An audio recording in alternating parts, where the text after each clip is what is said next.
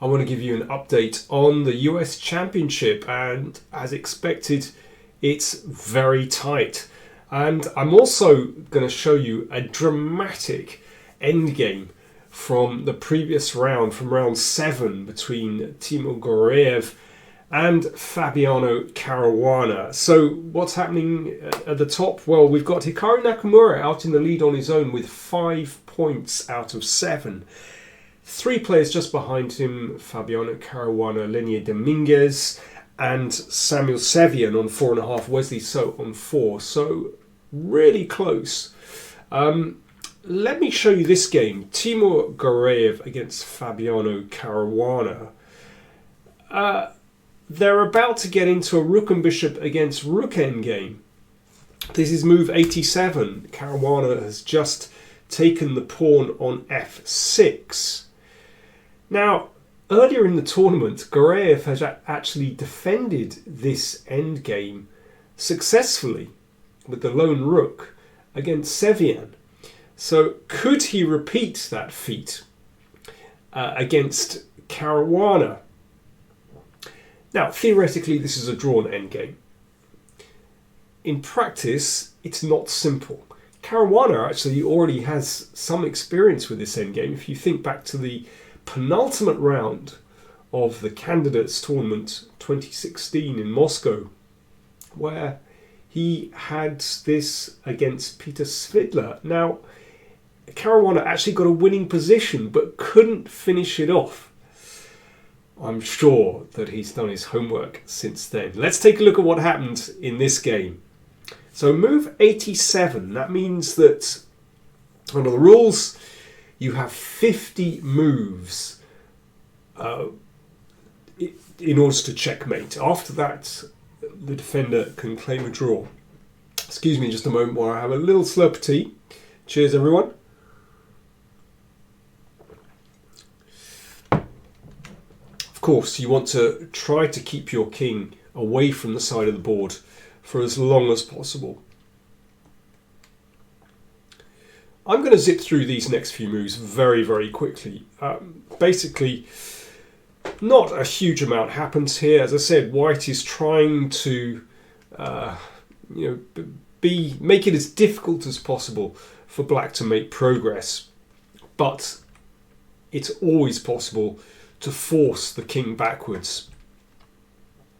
But you want to make sure that your opponent uses up as many moves as possible, so you get closer to that 50 moves, basically. But you can see here that Gareyev is falling back on this so-called second rank defense. Now, this, incredibly, is a relatively new defensive idea. I mean, this endgame was studied, for example, by Philidor, over 200 years ago, and he found ways to win and ways to draw. But this second rank defense was really only discovered or rediscovered, I'm not exactly sure, but it came into sort of public knowledge in the late 1980s. And this is a really good defense, and this is worth knowing about. So, second rank defense, what do we mean by that? By the way, we're at move 102 now. Remember, they started at move 87, so we've already had 25 moves gone. So here is the famous second rank defense. That is, the rook stays on the second rank. Of course, you have to shift the board 90 degrees, but anyway, it's a second rank defense. And here's the point, that it looks as though Black is making progress. It looks as though Black is almost winning after this move. But there is a stalemate defense, rook b3. The king can move away, but then the rook just checks again. And it's obviously a stalemate. So, bishop c4. I mean, it looks quite ugly in a way to defend like this. And rook b2, this is all good. I mean, it looks strange to have the king and rook this way around, but checking here just gets you nowhere, because, checking on b8 gets nowhere, because the king just goes back again and the rook has to move. So king d4. So for the moment, Gareyev just sits on the position, just waiting, and Caruana is shuffling, but to no great effect at the moment. And the moves are ticking up. Now, rook a1. This is the start of a very interesting switch. I think this is the problem for the defence, that this rook can switch sides, and this creates, or can create, some difficulties. This is all fine. Gareyev is defending perfectly so far. Absolutely perfectly. So the second rank defence still in operation. Now, here's a tricky moment, because the rook can't wait here on the second rank. So what do? And you can't check here either on d2. So king a3. Well, that's still fine. And now king c5. So you can see that Caruana has managed to upset White's defensive formation. And here Gareyev plays rook b7, which is a perfectly good move. But it breaks his defensive formation. He could switch the second rank defense by 90 degrees, for example, like this. Oh, I beg your pardon, that's the game move. I didn't want to play that. I'm all over the place today. He could switch like this, rook c2. Now let's say here.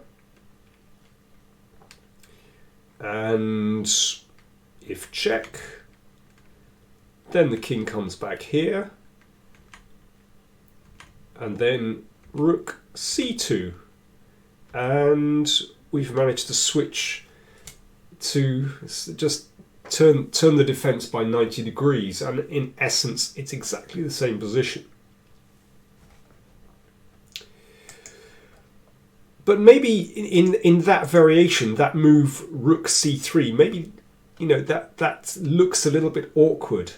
But it's not possible for black to break this, actually. So coming back to the game continuation, instead of playing rook c2, Gareyev played rook b7. As I said, still drawn position.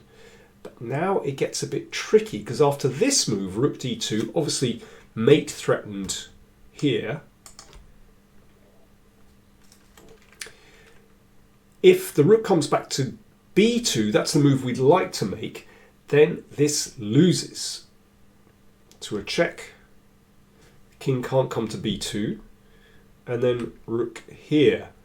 And there is no stalemate defense. I'm afraid no good defense against this move.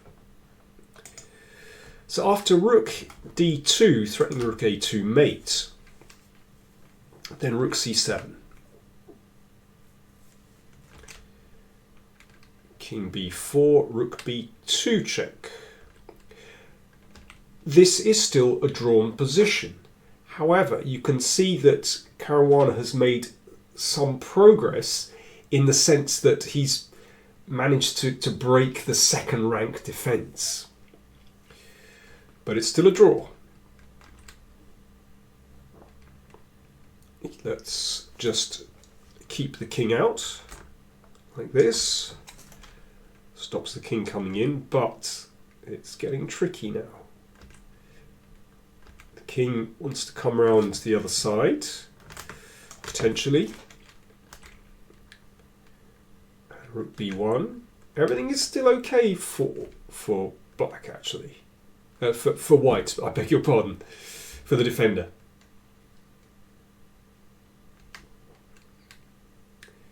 And the king runs away. This is all good. And king c3. And here is a tricky moment. So we're on a move 121. Remember, they started this endgame at move 87. So Gareyev only needs to survive another 6 moves and he can claim a draw because of the 50 move rule. But here he made a fatal error. He played rook g3. Let's see what happened. Seems normal to maintain the pin. Check. So obviously the king can't come here because there'll be a discovered check. King a4.